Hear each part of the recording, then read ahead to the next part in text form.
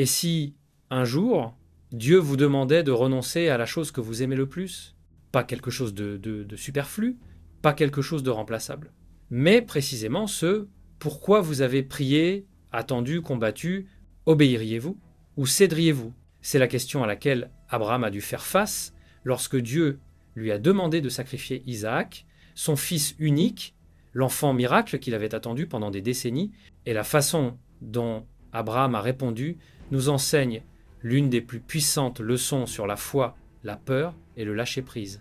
Le récit, l'histoire commence dans Livre de la Genèse, chapitre 22. Genèse 22. Dieu appelle Abraham par son nom, et Abraham répond immédiatement « Me voici ». Puis vient l'ordre, presque impensable, « Prends ton fils, ton unique, celui que tu aimes, Isaac, et offre-le en sacrifice ». Isaac n'était pas seulement l'enfant d'Abraham, il était l'accomplissement d'une promesse divine. Pendant des années, Abraham et Sarah avaient vécu avec la douleur d'un espoir inassouvi. Ils avaient presque abandonné l'idée d'avoir un enfant.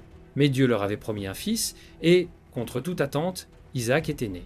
Imaginez maintenant, le même Dieu qui vous a donné votre rêve vous demande soudain de le placer sur l'autel, sans explication, sans alternative, sans raison apparente. Abraham ne discute pas, il ne demande pas pourquoi. La Bible dit que, dès le lendemain matin, il sella son âne, rassembla le bois, prit Isaac, et partit en direction du mont Morija. Pendant 3 jours, Abraham marche en silence. Chaque pas est lourd. Chaque kilomètre est une épreuve. La montagne se dresse devant lui, avec elle, le moment décisif. Arrivé sur place, Abraham construit l'autel. Il dispose le bois. Alors Isaac, probablement troublé, lui demande « Mon père, voici le feu et le bois, mais où est l'agneau ?» La réponse d'Abraham est courte, mais pleine de foi. C'est Dieu qui pourvoira à l'agneau. Puis vient l'instant le plus difficile. Abraham attache Isaac, le place sur l'autel et lève le couteau. Le temps semble suspendu.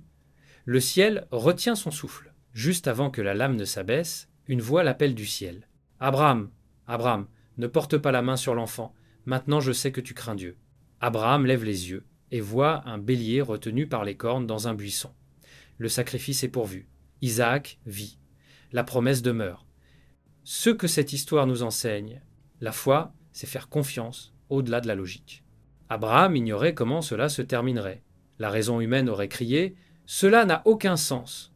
Mais sa foi reposait sur le caractère de Dieu, non sur la situation. Lettre aux Hébreux, chapitre 11, Hébreux 11, laisse entendre que Abraham croyait que Dieu pouvait ressusciter Isaac s'il le fallait. C'est ce genre de confiance qui regarde au-delà des circonstances pour voir la fidélité de Dieu. La peur perd son pouvoir lorsqu'on la remet à Dieu. La plus grande peur d'Abraham était être de perdre son fils. Mais au lieu de s'y accrocher, il plaça cette peur sur l'autel. Parfois, la chose même que nous refusons de lâcher est celle qui nous empêche d'aller plus loin dans la confiance. Face à la peur, nous avons 2 choix, la combattre seule et en être consumé, ou la remettre à Dieu et le voir la transformer. L'obéissance ouvre la porte à la provision. Le bélier n'est apparu qu'au moment où Abraham leva le couteau. La provision est venue après l'obéissance. C'est une vérité difficile. Nous voulons souvent que Dieu nous montre la voie avant de faire le premier pas, mais bien souvent, le miracle arrive au bord même de notre obéissance. Lâcher prise ne veut pas dire perdre. Abraham n'a pas perdu Isaac. Il a gagné une relation plus profonde avec Dieu, marquée par la confiance et l'intimité. Lorsque vous remettez quelque chose à Dieu dans la foi, vous ne l'abandonnez pas. Vous le placez dans les mains les plus sûres qui soient. Pour aujourd'hui, nous ne gravirons sans doute jamais un mont Morija réel, mais chacun de nous a son Isaac, une relation dont on ne peut imaginer se passer.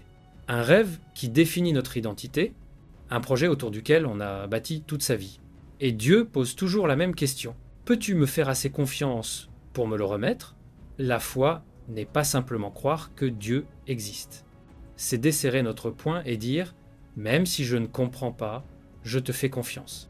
La peur n'est pas l'ennemi. La peur, non traitée leste. Quand nous nous y accrochons, elle nous contrôle. Quand nous la remettons à Dieu, elle perd son pouvoir. Et l'obéissance, elle n'est pas un moyen pour Dieu de nous priver. C'est un chemin par lequel il nous conduit vers mieux, même si nous ne le voyons pas encore. Le tournant, sur cette montagne, Abraham a découvert quelque chose de profond. Dieu ne demande pas seulement la confiance, il la récompense. Il nomma cet endroit YHYRE, l'Éternel pourvoira. Pendant des générations, ce nom rappellerait que la provision de Dieu arrive souvent au moment précis où nous en avons le plus besoin. Cette histoire pointe aussi vers un autre Père, un autre Fils, un autre sacrifice. Des siècles plus tard, Dieu enverrait son Fils unique Jésus pour être le sacrifice en faveur de l'humanité. Mais cette fois, aucune voix du ciel n'arrêterait l'acte. Pourquoi ? Parce que l'amour de Dieu pour nous était si grand qu'il est allé jusqu'au bout, nous offrant la vie éternelle. L'histoire d'Abraham était l'ombre, la croix en est la réalité.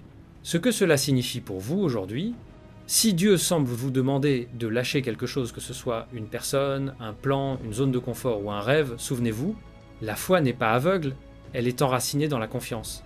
La peur n'est pas définitive, elle peut être déposée aux pieds de Dieu. L'obéissance n'est pas une perte, c'est la voie vers la provision. Votre moment Morija ne fait peu être passance maintenant, mais de l'autre côté du lâcher-prise se trouve une paix inexplicable et des bénédictions inattendues.